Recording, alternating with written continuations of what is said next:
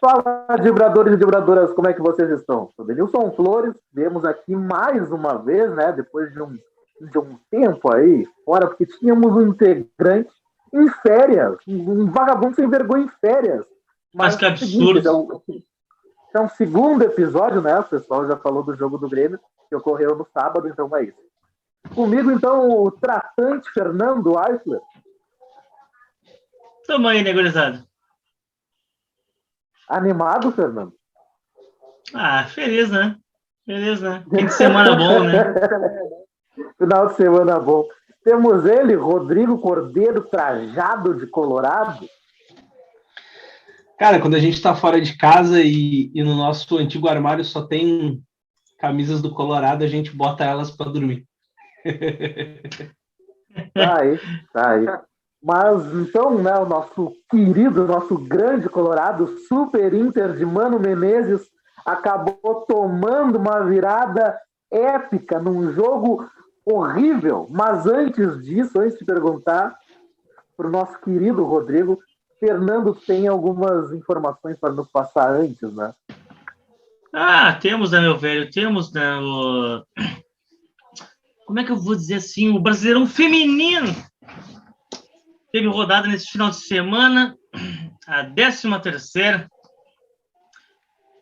Às 15 horas, no estádio Ayrton Ferreira da Silva. As gurias do Grêmio receberam o Avaí Kinderman e vencemos no masculino e no feminino. Que fim de semana, meus amigos. 2-1 para as gurias do Grêmio. Enquanto isso, as gurias coloradas foram até o Parque São Jorge enfrentar as poderosas corintianas e ficaram no 1-1. 1-1, as gurias coloradas acabaram perdendo a liderança para o Palmeiras, mas eles estão no bolo, estão em segundo lugar, a 1 ponto da liderança, enquanto as gurias gremistas estão na 11ª posição. Tá aí, um campeonato de recuperação, né, das gurias gremistas. Mas então, isso, o meu irmão viu um pouco do jogo das gurias gremistas, né? O meu irmão, ele assiste tudo que é partida de futebol, então eu acabei vendo um pouquinho, né, algumas partes só, porque não tinha o trabalho da faculdade para fazer também, e aí não me concentrei no jogo. Mas, né, então vamos passando agora, né, para Inter 2, Botafogo 3, uma arbitragem péssima para os dois lados, né, vamos deixar assim, balanceado. O Inter abre 2-0, tá ali, é hoje, goleada, a goleada não vem. E aí, Rodrigo, o que tu me diz dessa partida? Cara, boa e velha bola aérea defensiva, né? Que o Mano tanto tenta fingir que nada tá acontecendo. Foi aí, o Inter tomou, vamos dizer assim, 2 dos 3 gols dessa forma, né? Com falhas de marcação, com desorganização. Toma ainda um outro gol que foi anulado. Então, não tem muito o que falar, cara. Eu acho que o Inter hoje ele fez um bom primeiro tempo, né? Saiu o primeiro tempo com uma vitória de 2-1. Tem um primeiro gol que alguns vão achar que foi, outros que não. Eu acho que não foi pênalti, né? Acho que não era lance para pênalti, menos ainda para expulsão, apesar de quando eu vi o comentarista de arbitragem do Premier dizer que a mão aqui é um gesto natural, para mim não é. O gesto natural é a mão para baixo, principalmente dentro da área, mas eu não vi o toque na mão, então para mim não foi pênalti. Mas aí o Inter se fez valer disso, fez o gol, o Edenilson fez uma bela cobrança, e o Inter seguiu em cima do Botafogo até que conseguiu ampliar, né? E depois disso, até de uma certa forma, se impôs em campo, mostrou belas trocas de passes, mostrou um lado direito um pouco mais incisivo, né? Que até então o Inter estava quebrando muito o jogo só estava sempre pendendo o jogo só para o lado esquerdo. Mostrou ali uma aproximação legal com o Edenilson, o próprio David fazendo uma movimentação mais por ali e o Bustos. Toma um gol, né? Num vacilo da zaga, e aí, para mim, é uma falha do Daniel. Podem podem botar um pouco na culpa dele, porque aquele pé molengo ali não, né? E aí, a partir daí, o Inter sofre com uma situação de ir para o intervalo com 2-1 e precisando trocar o Alan Patrick, que para mim estava sendo o grande nome do jogo pelo lado do Inter. E aí, logo em seguida, no segundo tempo, o Inter, se não me engano, acho que o Inter tem o Botafogo tem o gol anulado, depois o Inter tem uma choradeira de um pênalti, depois o Inter tem um gol anulado, depois o Inter tem mais um gol anulado, e aí no finalzinho o Botafogo consegue um empate, né? E aí, no último lance, vamos dizer assim, enquanto ainda tinha minutos por acréscimos, né? O Inter faz um gol com o Mercado, um gol que foi anulado, aparentemente parece ter sido bem anulado, né? Por causa das linhas ali, mas é uma coisa meio confusa, né, cara? Para todos os lados, porque uma hora a linha ela parte do braço, a outra parte do ombro, a outra parte do pé. Então, cara, é meio que uma decisão de quem tá no VAR, né? Então, tipo assim, o cara do VAR hoje ele patifou para todos os lados. E o Inter, de uma forma completamente desorganizada no final, né? Toma um gol que sacramentou ali a virada do Botafogo. Acho que não tem muito que ser destacado no segundo tempo do Inter, porque o Inter não conseguiu jogar, né? Ele até teve alguns momentos ali que exerceu uma certa pressão, o Gatito fez algumas defesas e tudo mais. Acho que só o Pedro Henrique que entrou bem no segundo tempo, fez uma boa movimentação, tanto pelo lado direito como o lado esquerdo ali, fez um salseiro, né? Mas, cara, é aquilo. É o jogo que nem o Inter teve ano passado contra o Goiás, que com 1 minuto também tem uma situação assim, com um jogador a mais e passa martelando e não consegue fazer o gol. O Inter tem dessas, né? Ser colorado é lembrar que em algum momento vai ter uma situação dessas e, cara, quando deu a expulsão e o pênalti, sabe quando tu olha assim, cara, isso aí tá com cheiro de que o Edenilson vai errar. Aí ele foi lá e fez. Aí depois o Inter ainda faz o segundo gol, mas tá muito bom para ser verdade. E aí foi o que foi. Cara, mas ainda digo assim, por exemplo, o Mano para mim não teve grandes responsabilidades, ele tentou jogar o time para cima, tentou buscar uma virada, né, com as peças que tinha, não tinha como ser muito diferente, tirou os laterais que estavam cansados, acabou que o Maurício entrou, não conseguiu produzir muito, Tyson bem abaixo, né? Maurício joga nada. Muito abaixo. Joga nada, velho. E principalmente de confusão.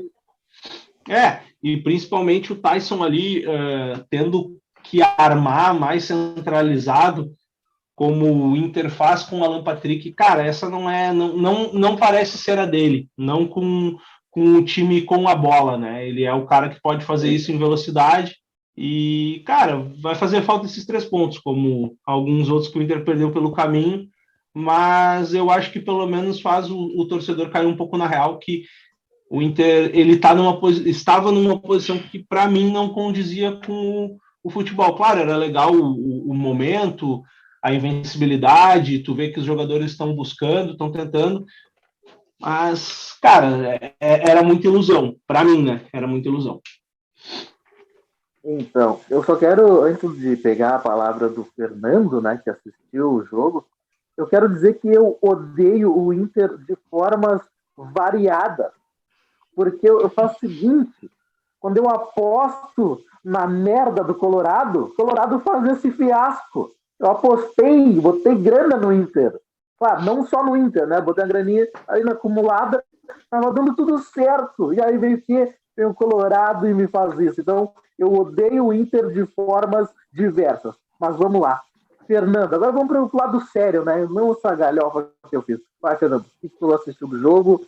E, cara, Rodrigo, depois, né, que o Fernando falar, eu acho que realmente a arbitragem foi um fator predominante, não para a derrota, mas para desestabilizar as duas equipes.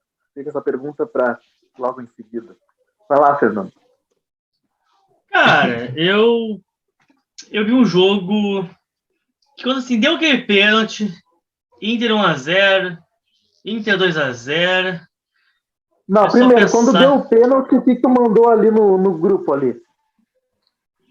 Mandei alguma pistolada, foi roubadinho, Inter Varciona. Isso. Perderam com VAR e tudo. Mas voltando. Velho Inter Varcional, vai lá. Exatamente. Mas voltando, cara, quando o Inter fez 2-0, eu só pensava, acabou, vai golear, Botafogo tá morto, totalmente desestabilizado emocionalmente.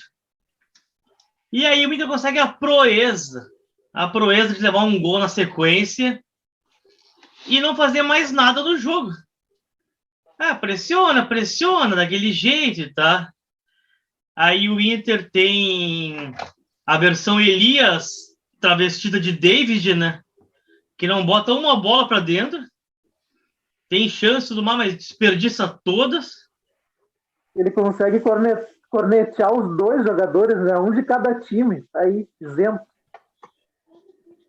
É isenção, né, cara? Até porque aqui eu não sou torcedor. Opa, pera. Cara, mas... Aí vai pro segundo tempo. Entre o primeiro e o segundo tempo, o Inter perde peças importantes.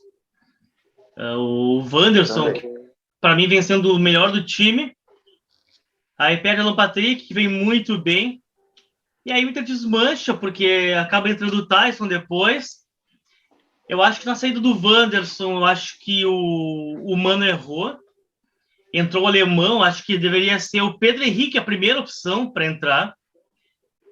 Eu acho o alemão muito fraco, não tem capacidade para vestir a camisa e ser a primeira opção. Então acho que nesse ponto foi o único erro que eu acho que o Mano teve. Mas o Pedro Henrique acabou entrando na sequência. Mas sem essas duas peças, o Inter não produziu nada. O Tyson, que antes dessas chegadas dos jogadores que estavam na Rússia e tudo mais, vinha sendo um dos grandes destaques, e eu vejo que sucumbiu, cara. Parece que sucumbiu e não consegue jogar. Ele parece que entra em campo e tá sem função, não sabe o que fazer, se fica pelo meio, cai pela ponta, não consegue desenvolver. Eu acho que ele também sentiu um pouco... Sem função. Oi? Eu acho que esse é o problema, ele tá sem função. Exatamente. Fora que ele perdeu a posição de titular, hoje ele é uma peça secundária do time, e eu acho também que ele sentiu um pouco a desaprovação de parte da torcida, do esquema da greve, estão pegando no pé dele. Ele veio ele veio com uma unanimidade para a torcida, se queimou com parte da torcida, perdeu a titularidade, e agora está naquela meio que quando começou a carreira no Inter, tendo que provar seu valor, mostrar que pode jogar, recuperar a confiança da torcida. E eu acho que isso vai levar um tempo ainda e pode acabar sendo um problema para o Inter, caso ele não consiga recuperar o futebol dele. E comentando rapidamente sobre... Vai lá, finaliza. Não, ele fala outra coisa. Não, eu acho que daqui a pouco, quando ele entrar e fizer um gol, já mata, entendeu? Já acaba esse chance do torcedor. É muito assim.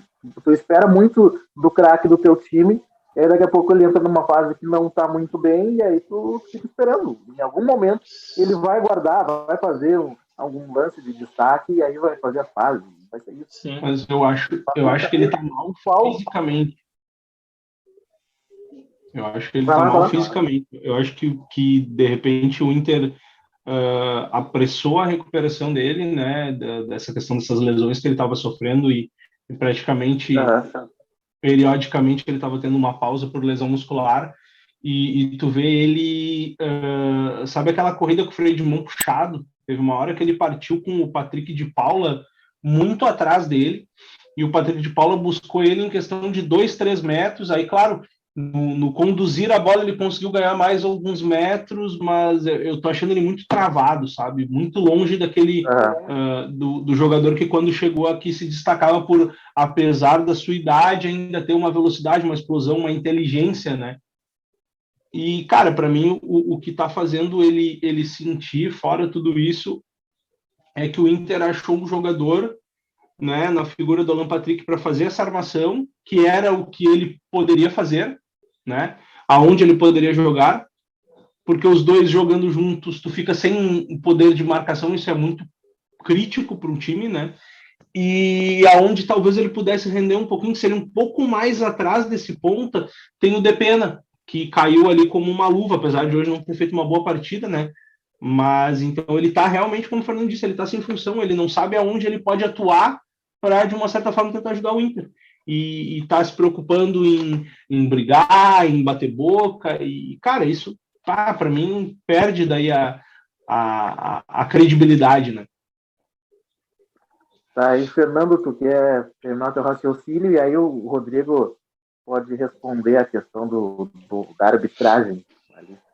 Sim, não, só para completar que fora isso, parece que no jogo de hoje voltou aquele Inter dos últimos 2 anos, talvez, que não tem psicológico, cara. O Inter teve tudo na mão para destroçar o Botafogo, entrou na pilha do Botafogo. Tudo bem, a arbitragem foi ruim e tudo mais, foi. Só que o Inter tava com o jogo na mão, não podia ter entrado na pilha. Sabe? Desperdiçou uma chance incrível de colar na liderança lá.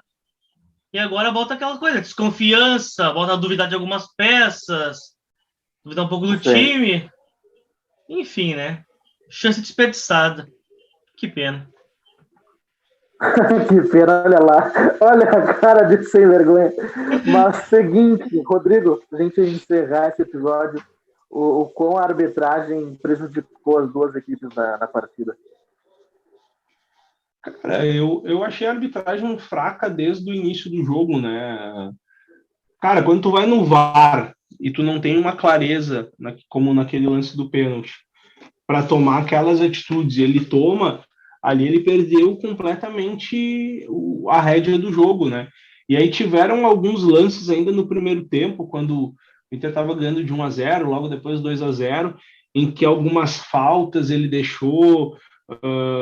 Teve lances em que os jogadores reclamavam demasiadamente, principalmente por parte do Botafogo, que se sentiu muito lesado por tudo, e ele meio que foi deixando. Aí depois teve um lance ainda no segundo tempo, quando o Mercado faz o gol, que ele vai comemorar com a torcida, e ele já tinha cartão amarelo, então aquilo era um lance para o segundo amarelo, uma expulsão, e ele não expulsa o Mercado.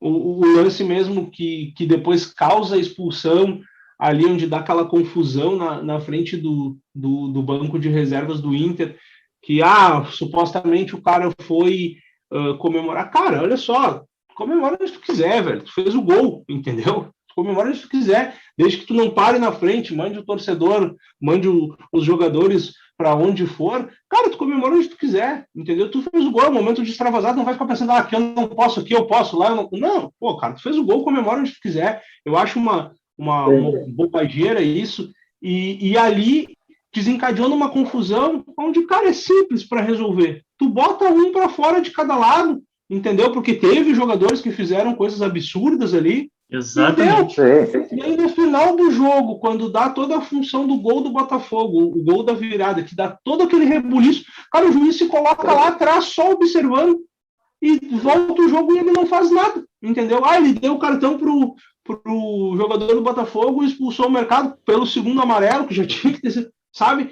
Então, cara, ele de uma certa forma ele pipocou muito o jogo, ele alterou as coisas, tentando meio que corrigir os erros que ele tinha cometido. Aí, durante alguns momentos do jogo, ficou aquela pausa. Cara, eu nunca vi isso, cara. A gente teve 10 minutos de prorrogação, de tempo a mais, de acréscimo no primeiro tempo, e 15 no segundo. Foi praticamente um meio tempo, mais do que um meio tempo. Então, foi um jogo com uma prorrogação. Exato. Foi muito fraca a arbitragem do... É Sávio, né? Sávio... Pereira Sampaio? Sávio Pereira Sampaio. Bem fraco, um árbitro FIFA, né? Que ele se fez valer muito mais os recursos do VAR do que por ele. Pela arbitragem dele, a coisa teria sido muito pior. Exatamente. Com certeza. Mas então é isso, né? Podemos encerrar agora os próximos jogos. Tem a tabela aí, Fernando. O Grêmio joga na quinta-feira e o Inter na sexta, né? É isso. Eu só não sei quem são os adversários. O Inter joga sexta às 21h30 contra o Curitiba no Beira-Rio. Ih, belezinha, né? 30, cara, que horário horrível. É que o jogo do Inter, ele era o jogo de sábado, mas como o Inter tem viagem para jogar no Chile, lá contra o Colo-Colo, ele foi antecipado. Então, é por causa disso. O horário, eu acho que seria aquele 21 horas de sábado, né? Aquele para matar o torcedor, e só jogaram para sexta. Aquele horário é para matar o samba dos guri. Não, até que sexta eu vou estar baixado em casa. Não dá, não posso ir pro samba na sexta. Não, mas e se fosse sábado às 9? Sábado às 9? Sábado às 9, daí é outra história. Daí não sei. Não posso me comprometer, porque tem a semana toda ainda, né? Mas o Grêmio joga contra... Enfim, vamos repassando. Na quinta-feira, o Grêmio vai ao Rei Pelé enfrentar o CSA naquele horário que os guri gostam. Só que não. Quinta-feira, 21h30, CSA e Grêmio.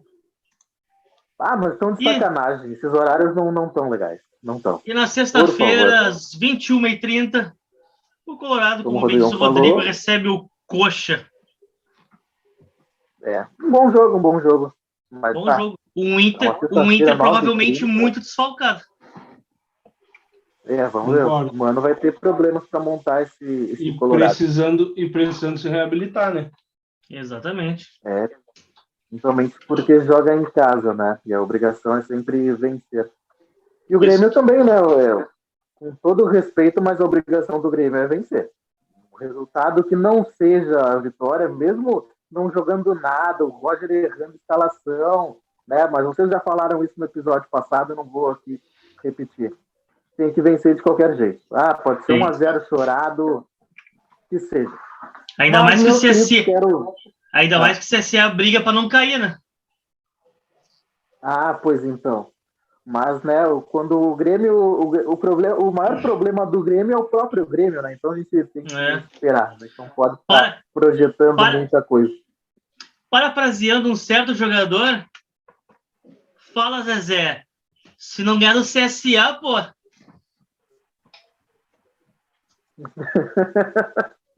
Nesse atual Grêmio eu já não sei, já não confio. Mas, meus queridos, Rodrigo Cordeiro, muito obrigado pela presença. Feito, gurizada. Até a próxima. Até a próxima. Fernando, muito obrigado pela presença. Vitória, gurizada, só valeu. E é isso, pessoal, galera que ficaram até este momento, compartilhem, né, o nosso conteúdo, se inscrevam no canal, muito importante para nós. E é isso. Até o próximo episódio do Dibre da Vaca, ou até algum momento aqui extraordinário. O Grêmio está para anunciar jogador aí, então veremos. Abraço.